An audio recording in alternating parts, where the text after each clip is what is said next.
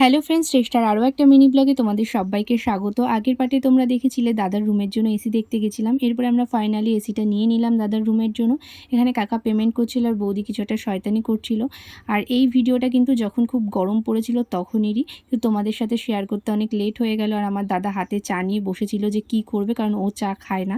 এরপরে আমরা শোরুমের দোতলায় গেলাম, সেখানে কাঠের সব জিনিসপত্রগুলো থাকে। এখানের কালেকশন খুব ভালো।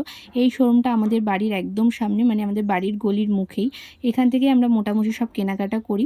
আর দাদাকে বলছিলাম যে বাড়ির সামনে শোরুম বলে তুই হাফ প্যান্টে চলে আসবি, এই নিয়ে আমরা হাসাহাসি করছিলাম। আর কোকের গ্লাসগুলো সব ওকে ধরিয়ে দিয়েছিলাম, আর বৌমনি সেটাই দেখাচ্ছিল।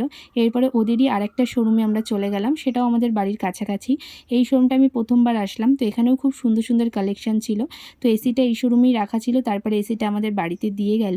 আর বৌমনি দীঘায় গেছিলো, তাই আমাদের সবার জন্য গিফট এনেছিল, সেগুলোই দেখছিলাম। এরপরে আমরা খেয়ে নিলাম আইসক্রিম। আর আজকের মতন এখানেই টাটা।